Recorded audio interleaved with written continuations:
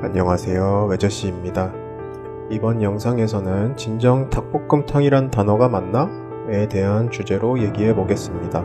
저는 이 연구를 하면서 닭볶음탕이라는 이름이 얼마나 성의 없고 깊이가 얕은 장면인지 새삼 깨닫게 됐는데요. 오늘 이 영상을 보시고 닭볶음탕은 왜 틀린 이름이고 그럼 어떻게 부르는 게 맞는지 확인하시기 바랍니다. 저는 일단 탕의 정의부터 제대로 짚고 넘어가야겠습니다. 탕에 대한 해석이 여럿 있을 수 있지만 탕의 대체적인 조건은 이렇습니다. 1번 요리 초반에 재료와 물을 함께 끓이는 것. 2번 재료가 둥둥 떠다닐 정도로 물이 많을 것. 3번 밥을 말아 먹을 수 있을 정도의 국이 있을 것. 이 조건이 맞아야 비로소 탕이라고 부를 수 있습니다. 즉 조리법과 수분량의 문제인데요. 이 조건에 빗대어 볼 때 닭볶음탕은 어떻습니까? 첫 번째로 닭볶음탕은 조리 초반에 닭과 물을 함께 끓이지 않습니다. 토막친 닭을 볶는 게 시작이죠. 두 번째로 닭볶음탕은 조리 중반에 물을 조금 붓는데요. 재료가 떠다닐 정도로 붓지는 않습니다. 물과 재료를 함께 끓여서 익힐 목적으로 붓는 정도입니다. 세 번째로 닭볶음탕의 국물은 밥을 비벼 먹을 정도는 돼도 말아 먹을 정도는 아닙니다. 말아 먹는다고 할 정도가 되려면 밥알이 국물에 둥둥 떠다닐 정도가 돼야 합니다. 떡볶이를 생각해 보세요. 떡볶이에 국물이 있다고 해서 그게 떡볶이탕이 돼야겠습니까? 또 닭도리탕 좋아하시는 분들은 아시겠지만 후식으로 라면사리나 칼국수 끓여주는 가게들도 많습니다. 국물이 없으면 그게 되겠습니까? 이런 기준들에 빗대어 보면 닭볶음탕은 도저히 탕이라고 부를 물건이 아닙니다. 이런 면에서 닭도리탕을 닭볶음탕으로 순화한 것이 요리에 대한 이해, 연구, 그 깊이가 얼마나 부족했는지 알 수 있는 대목입니다. 탕에 대한 이해도가 한국인이 맞는지 의심스러울 수준입니다. 그런데 저는 이 영상을 보시는 일부 시청자분들이 닭을 볶아서 끓이는 게 닭도리탕 아니야? 라고 의문을 가질 수 있다고 생각합니다. 또 일부 시청자분들은 당연히 닭을 물에 푹 고아야 닭도리탕이지 하실 수 있습니다. 바로 이 부분이 이번 영상의 주요 포인트입니다. 사람들이 서로 알고 있는 닭도리탕이 좀 다른데요. 우리는 이제부터 닭볶음이라는 요리가 있었다는 것, 또 닭도리탕이 닭볶음과 다른 요리인 것을 알게 될 겁니다. 그리고 사람들이 아는 닭도리탕이 다른 이유가 조선무상 신식요리제법에 있다는 것을 보여드릴 겁니다. 지금부터 조선무상 신식요리제법 닭볶음의 텍스트를 전부 읽어드리겠습니다. 닭볶음. 닭의 고기는 영계가 좋으니 살과 뼈째 자질구레하게 토막져서 내장도 함께 썰어 넣고 물을 치되 자질자질하게 붓고 맛발은 새젓 젓국을 조금 간간하게 치면 고기가 슴슴하게 간이 들 터이니 장을 치지 말며 파 흰 것을 많이 채쳐 넣고 깨소금과 후춧가루를 넉넉히 치고 만화로 볶으면 국물도 줄어서 지질지질하고 먹으면 뼈에 살이 벗어지도록 볶나니 젓국 맛은 곡보다 간간하여야 비리지 않고 술안주에 적당하야 비위에 꼭 맞는 고로 제일 좋다 하나니 많이 닭이 무겁거든 맹물에 넣고 앵도나무 가지를 꺾어 넣고 끓이면 물을 터이니 그제야 나무가지는 버리고 그 국물에 적국 쳐 끓이나니라. 송도서는 이것을 도리탕이라 하고 양념을 파와 후춧가루와 기름과 깨소금과 마늘 등 물을 넣고 만드나 대체 음식에 양념이 많이 만들어 넣으면 도리어 맛을 분별할 수 없나니 닭의 기름과 깨소금을 치는 것은 좋지 아니한 것이니 닭의 기름이 저절로 좋은 기름이나니 소용없고 마늘은 닭에 합당치 아니하니 단지 파대가리와 후춧가루만 치는 것이 좋으니 좋은 새젓젓국이 맛내는데 제일이니라. 또 예법은 닭 한 마리를 법대로 하여 정히 씻고 먼저 참기름 성냥 중에 볶아서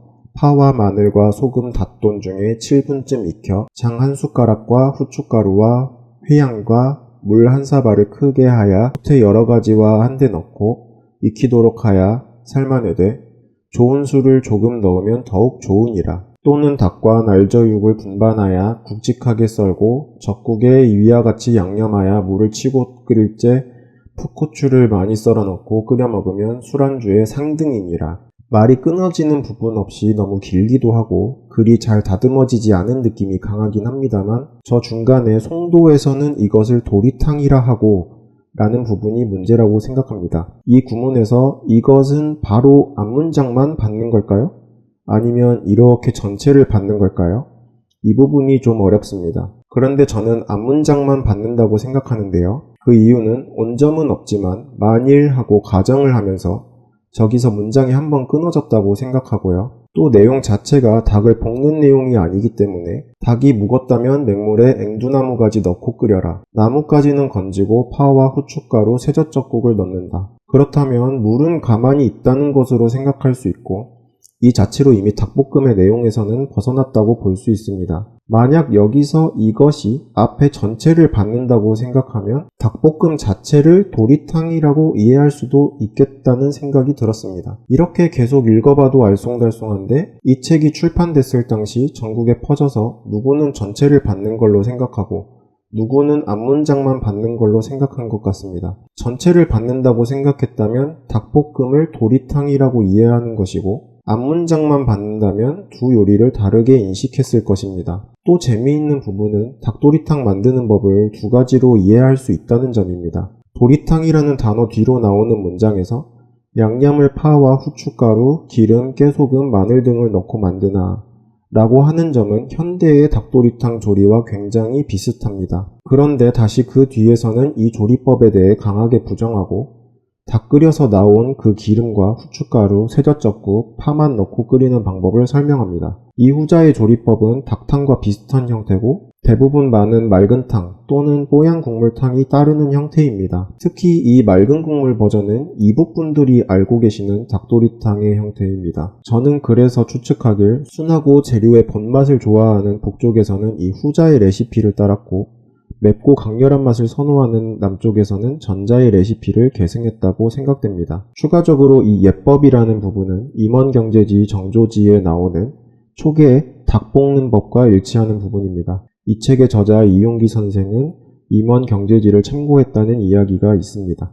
어쨌든 국어원에서도 이런 상태를 인지하고 두 의견이 절충되도록 단어를 만들어낸 것이 최종적으로 닭볶음탕입니다. 이것은 국립국어원의 공식 입장에도 나온 얘기입니다.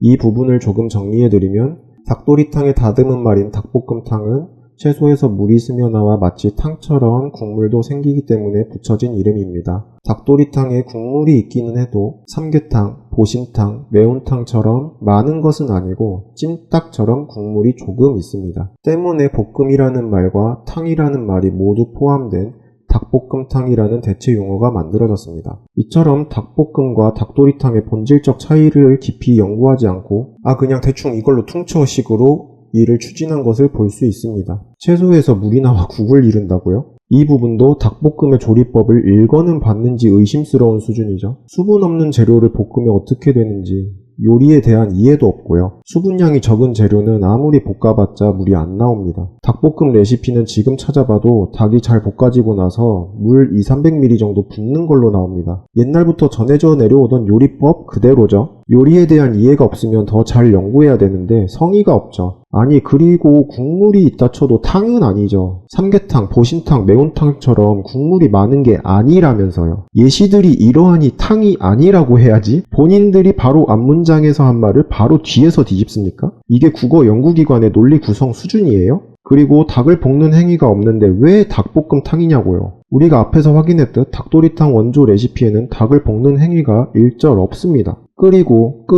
또 끓일 뿐이죠. 정리하겠습니다.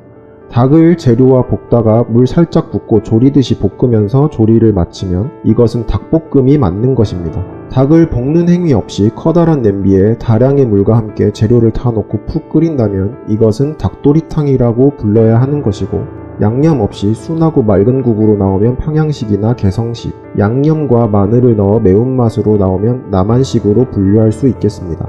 오늘은 이렇게 닭도리탕과 닭볶음의 차이를 이해하고 어떻게 부르는 것이 올바른지 알아봤습니다. 다음 영상에서는 닭도리탕의 도리를 우리말 도리어내다, 도리다의 어근 도리로 이해하는 것이 왜 잘못인지를 얘기해보는 영상을 올리겠습니다. 시청해주셔서 감사합니다.